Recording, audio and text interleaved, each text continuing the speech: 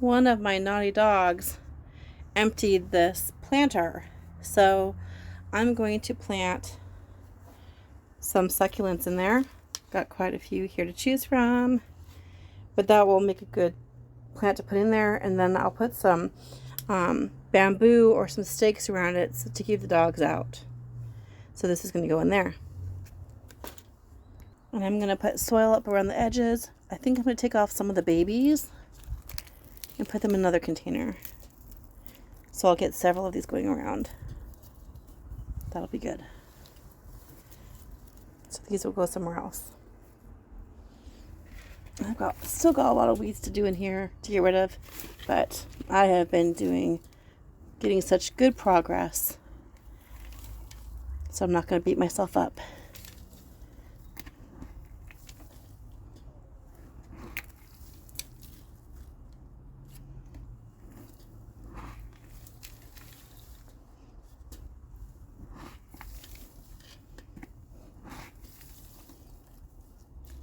And don't worry, I'll hose this off the leaves.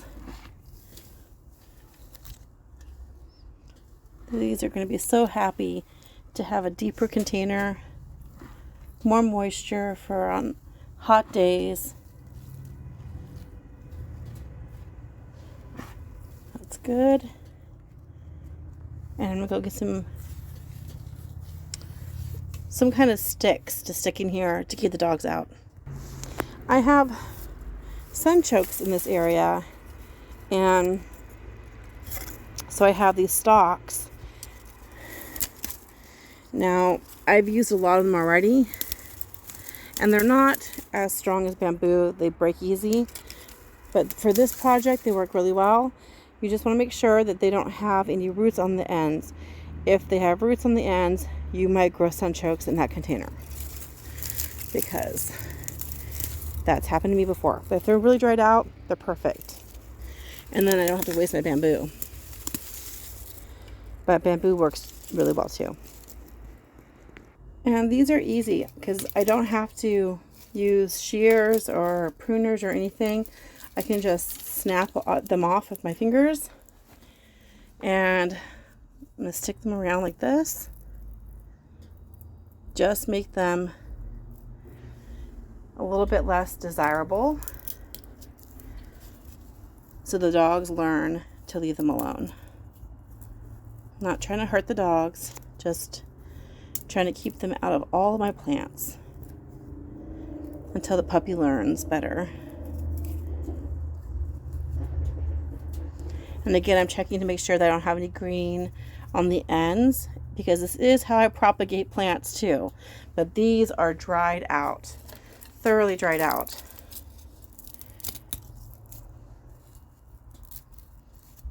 This works really well, you guys. It also works really well for cats.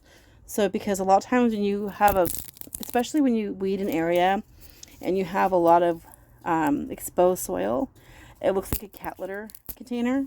So cats do what they do.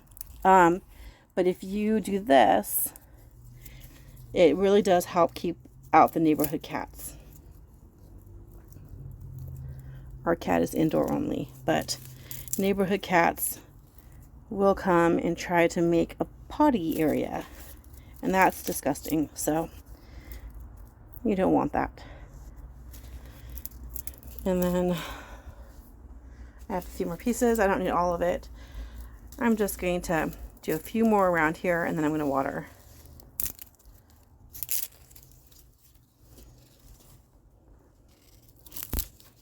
And any bits of my sunchoke stalks that are too soft, I'll just use for mold. Let's go ahead and water this in.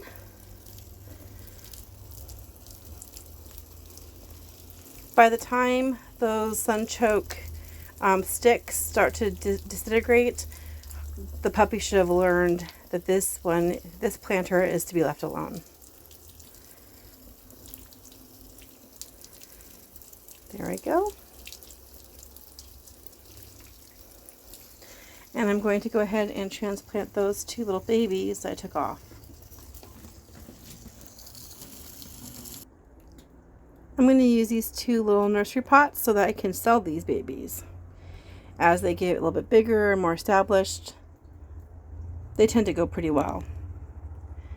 And pretty soon it'll have babies of its own, just like those. And those.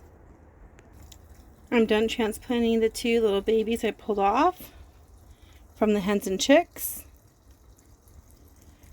So those will get to growing their own babies, which is lovely. And there's the mean one I transplanted in the container.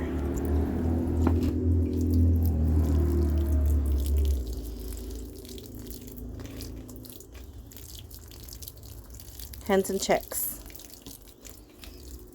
They're actually edible too. Famine food.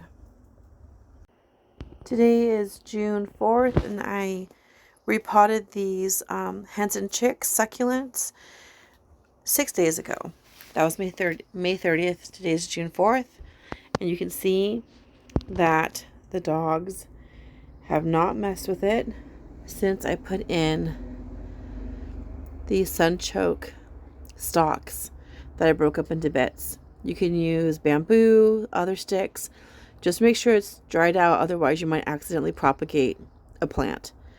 But this is working really well. I can swear this has grown a little bit in the week that it's been transplanted. But it looks good. They haven't knocked it over. They haven't been digging in it. And that's because of these little sticks. So this is a great hack for you to try out. And you can do this with any of your plants.